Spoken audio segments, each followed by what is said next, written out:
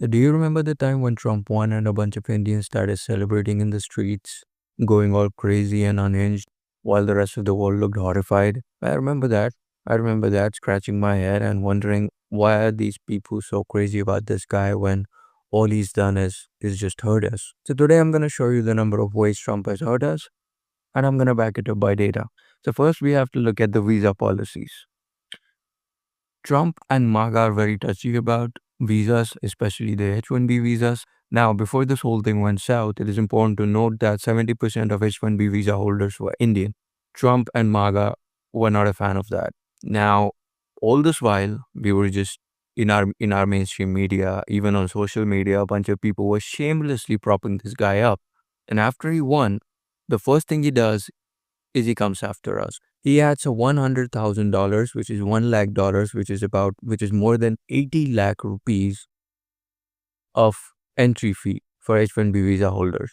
Now, if you get a H-1B visa, you have to pay an extra 80 lakh rupees, $100,000 if you want to enter the United States. So earlier, we used to have a lottery system for H-1B visas, but not anymore. Trump has changed that. And now it's going to be based on the salary, how much money you make. And based on that, you're going to be given your visa. So this doesn't benefit us. This doesn't benefit an average Indian. This benefits American corporations.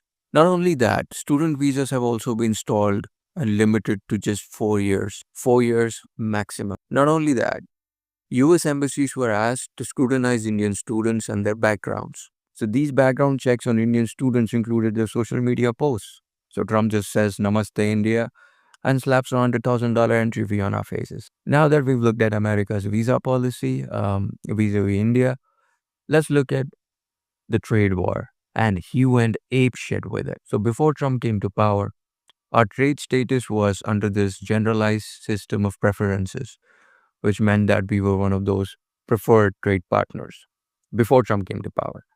So when he came to power, he got rid of that. He removed that first thing. Now, because of just this one decision, we lost about $5.6 billion this year. And then came down the tariff hammer. So a lot of our goods are tariffed at about 50% at this moment. 50% tariffs on all of our exports.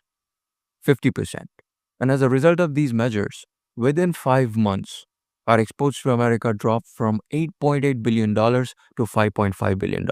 Textiles, pharmaceuticals, jewelry, leather, every industry was hit. And after that, one of Trump's minions calls us the tariff Maharaja. While you were cheering for Trump, he was taxing the crap out of us.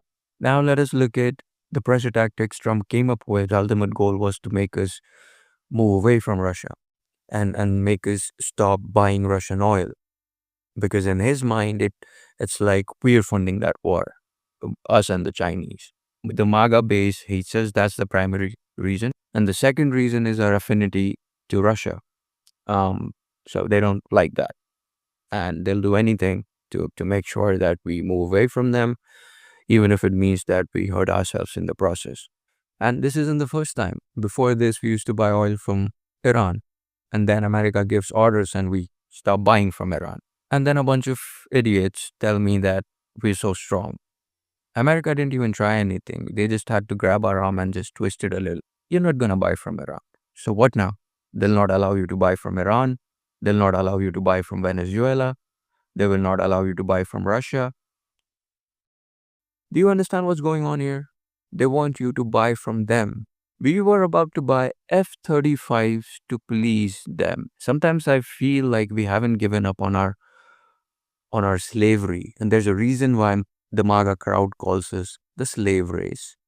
They say don't buy from Iran and we say yes sir. I won't be surprised if we stop buying from Russia too. So perhaps this time we'll wake up and maybe we'll not repeat our mistakes because we've folded before. We've folded when it comes to Iran. We've folded when it comes to Venezuela.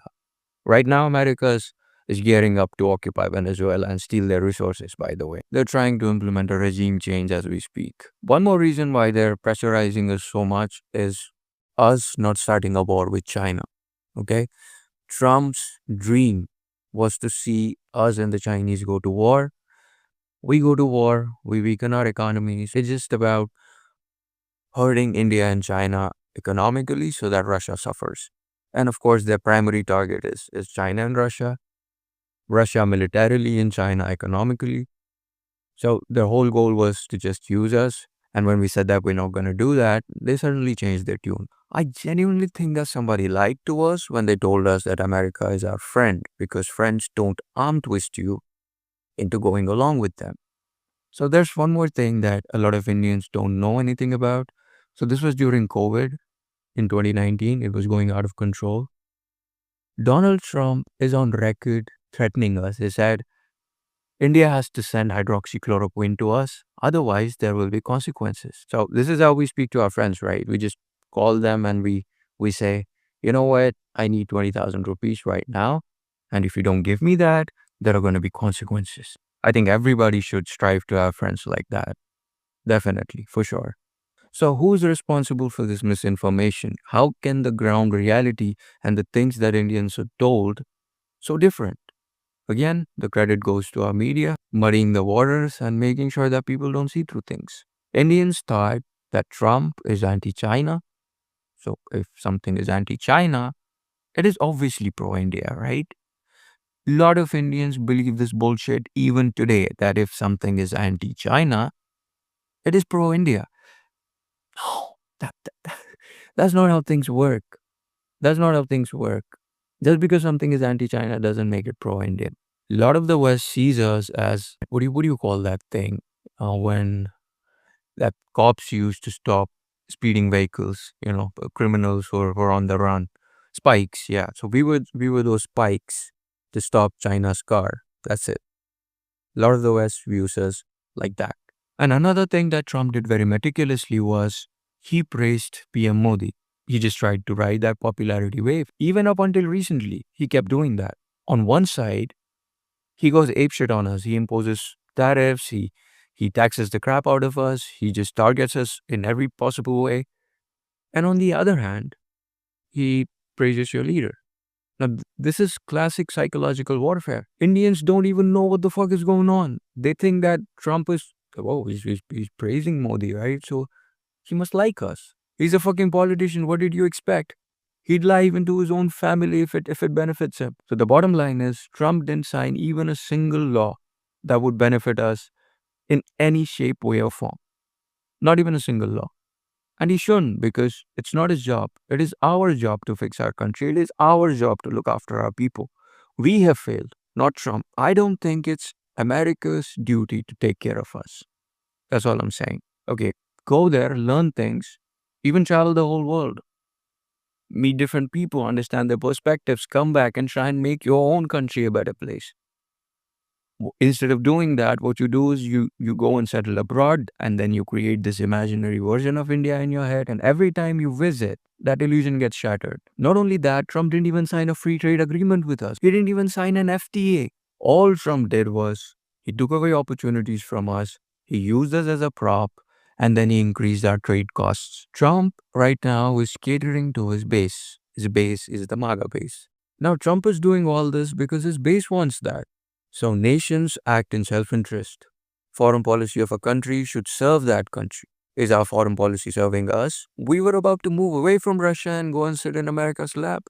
We were about to buy F-35s, known as junk. F-35 is junk.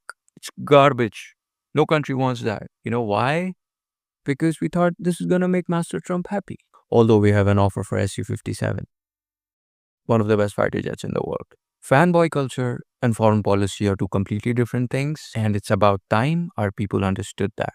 This whole rant isn't anti-India or anti-America or even anti-Trump. This is just pro-reality. So this is the reason why there's a discrepancy. The things you hear and the things you see. You're told you're Vishwaguru or you're this, you're that. But when you leave India and go abroad, especially the US or Europe, pretty much everywhere at this point, the truth is kind of different from what is being told to us. That's it for today. Take care.